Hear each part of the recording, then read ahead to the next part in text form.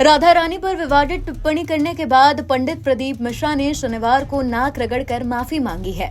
पंडित प्रदीप मिश्रा शनिवार को बरसाना पहुंचे। यहां उन्होंने राधा रानी के मंदिर में नाक रगड़कर माफी मांगी। इसके बाद वो राधा रानी के मंदिर में ही दंडवत हो गए। पंडित प्रदीप मिश्रा को मिल रही लगातार धमकियों के कारण राधा रानी मंदिर में सुरक्षा के कड़े इंतजाम किए गए थे। माफी मांगने के बाद उन्होंने कहा, मैं ब्रजवासियों के प्रेम के कारण यहाँ पहुंचा हूँ। उन्होंने आगे कहा कि मेरी वाणी से किसी को ठेस पहुंची है तो मैं उसके लिए माफी मांगता हूं।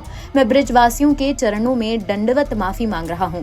मैं लाडली जी और बरसाना सरकार से क्षमा चाहता हूं। उन्होंने कहा, मेरी सभा से निवेदन है कि कोई किसी को अपशब्द नहीं कहे, केवल राधे राधे और महादेव कहें। क्या कहना चाहिए? राधा रानी का दर्शन किया, बरसाने की पवित्र भूमि को प्रणाम किया, नमन किया और महारानी जी से माफी मांगी कि हमारे शब्द से कोई त्रुटि हुई हो तो क्षमा करिएगा।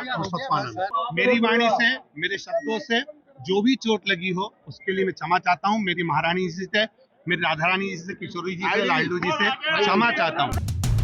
राधा रानी विवाद पर मथुरा महापंचायत में संतों ने पंडित प्रदीप मिश्रा से माफी मांगने की बात कही थी।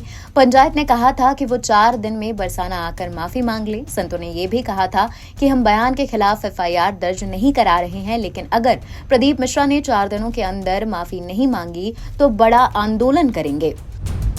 राधा रानी ने उनको सद्बुद्धि दी और जैसे हम लोग चाहते हैं कि नाक रगड़ के माफी मांगे, साष्टांग दंडवत प्रणाम श्री राधा रानी के आगे उन्होंने करी, नाक रगड़ी और बाहर आकर के मीडिया के सामने कहा कि मेरे द्वारा किसी को कोई कष्ट पहुंचा हो उसके लिए मैं क्षमा प्रार्थी हूं। और उनके अंदर सद्भाव दिखा, उन्होंने तरीके से माफी मांगी। राधा रानी के साथ जो उन्होंने गड़बड़ बोला था उनके चेहरे पे प्रायश्चित दिख रहा था, उनके चेहरे से लग रहा था कि हाँ उन्होंने गलती करी है, लेकिन उन्होंने क्षमा भी बड़े मन से मांगी है। आज के इस जो कुछ हुआ है उसे देख करके हम लोग बड़े प्रसन्न हैं और हमारी शर्त भी यही थी। मान मंदिर सेवा न्यास, धर्म रक्षा संघ, ब्रज तीर्थ देवालय परिषद, सब लोगों का एक ही कहना था कि वो राधा रानी के आगे आकर के क्षमा मांगे। उन्होंने राधा रानी के आगे भी क्षमा मांगी और मीडिया के आगे भी क्षमा मांगी, इससे हम लोग संतुष्ट हैं। आज जो ब्रजवासियों की मांग थी कि प्रदीप मिश्रा अपनी की हुई गलती की नाक पकड़ के रगड़ के यहाँ क्षमा मांगे, तो आज सभी ब्रजवासियों के समक्ष राधा रानी के सामने लंबी लेट करके और नाक रगड़ करके प्रदीप मिश्रा ने अपनी गलती की माफी मांगी है।